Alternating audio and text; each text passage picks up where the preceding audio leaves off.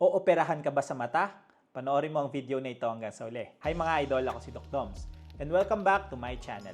Para sa mga bago lang sa channel ko, I'm a board-certified ophthalmologist and a retina specialist here in the Philippines. So if you want medical and eye contents, please don't forget to hit that subscribe button and turn on that notification bell for more videos like this. Pero disclaimer lang po, ang mga videos na ginagawa ko ay hindi para mag-diagnose ng mga iba't ibang sakit niya sa mata dahil mahirap mag-diagnose sa ganitong platform.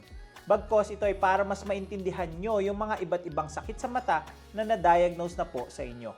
Ang pagpapacheck up sa inyong mga ophthalmologist ay ine-encourage. And for today's video, pag-usapan naman natin kung ano-ano ba yung mga paghahanda na dapat nyong gawin bago kayo operahan sa mata.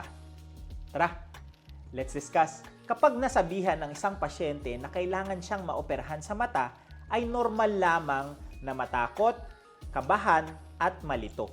Marami ang agad nagtatanong kung delikado ba ang operasyon, kung pwede ka ba ditong mabulag, at kung masakit nga ba ito. Tapos yung iba magtatanong kung kailangan na ba talagang operahan or pwede pa bang ipagpaliban ang operasyon. Pero ang madalas makalimutan ng karamihan ay ito. Ang malaking tagumpay ng eye surgery ay nangyayari bago pa man pumasok ang pasyente sa operating room. Hindi lang ito tungkol sa kung gaano kagaling ang mag-oopera, kundi kung gaano kahanda ang isang pasyente. Kaya pag-usapan natin ng detalyado kung ano nga ba yung mga dapat na paghahanda na kailangan pagdaanan at gawin ng isang pasyente. Ito ay bago ang kahit anong operasyon sa mata, mapakatarata, glaucoma, retinal detachment, at iba pa.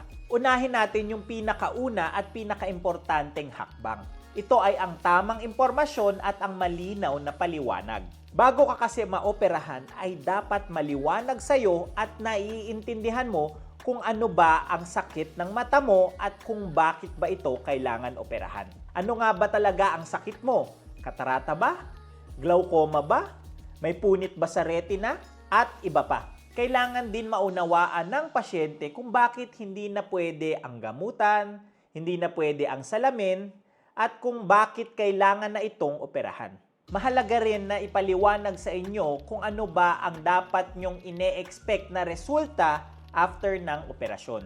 Kasi hindi lahat ng operasyon ay naglalayo na ibalik ang paningin ng 20/20 na normal vision. May mga operasyon na ang goal lamang ay pabagalin ang unti-unting pagkasira or pagkabulag ng paningin. Kung baga hindi na nito kayang pabalikin kung ano ang nasirang paningin or pagkalabo, pero kaya niyang kahit papano ay pabagalin ang tuloy-tuloy na pagkasira nito.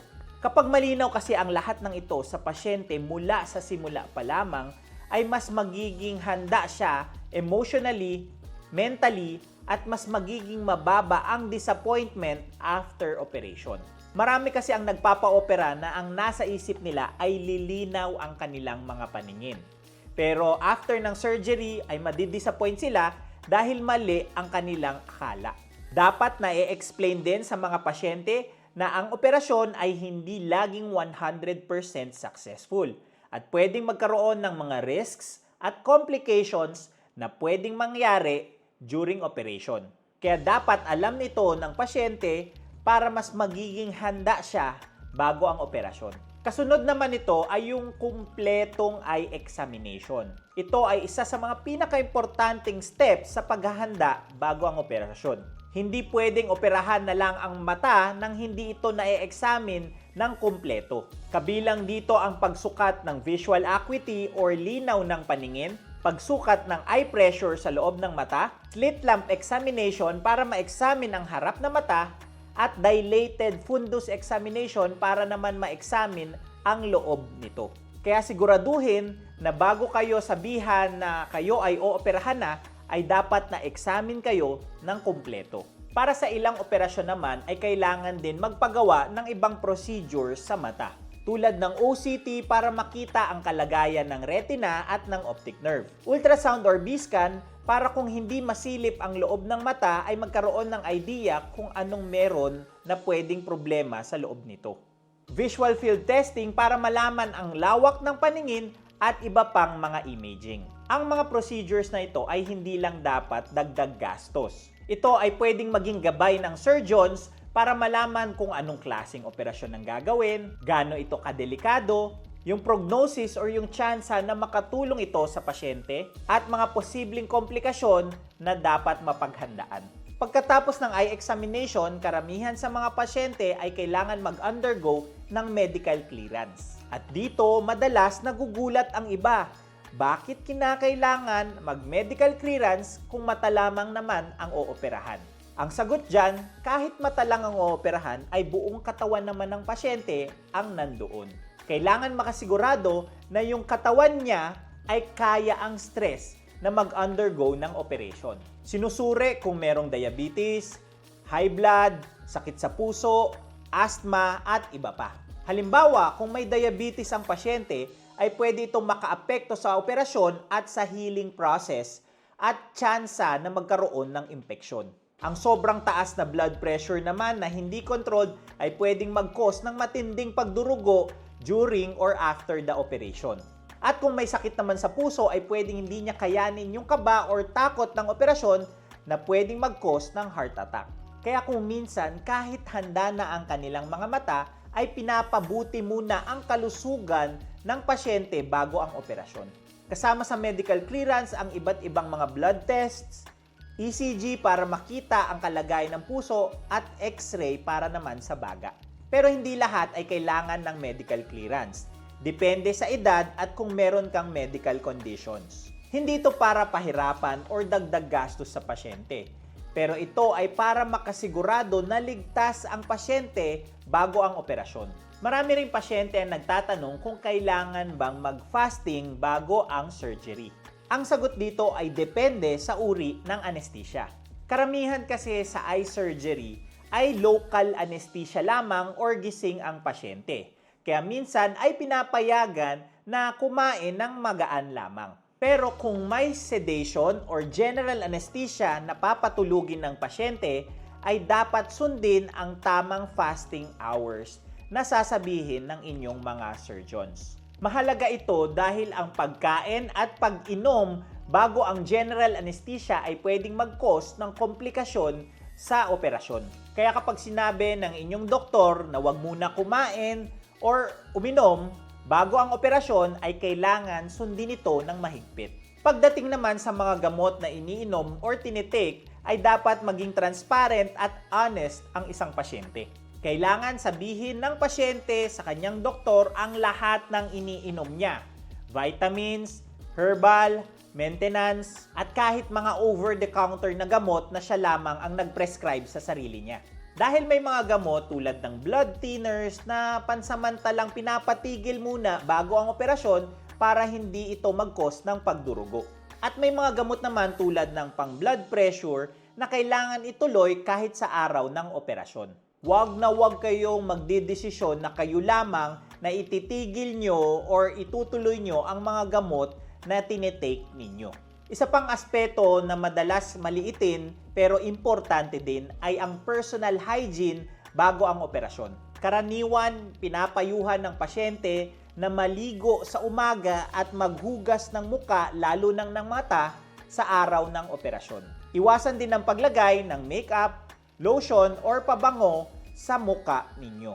Ang mga simpleng bagay na ito ay importante dahil ang mata natin ay sensitive sa infection. At ang maliit na dumi or bacteria ay pwedeng mag-cause ng seryosong complication sa surgery. Bukod sa physical na paghahanda ay importante rin ang mental at emotional preparedness. Ang kaba ay normal na maramdaman, pero ang sobrang takot ay pwedeng magpataas ng iyong blood pressure at magpakomplika sa procedure. Makakatulong ang maayos na paliwanag mula sa doktor, pagtatanong ng mga concerns at dapat kayo ay naliliwanagan at pakikipag-usap sa inyong mga pamilya.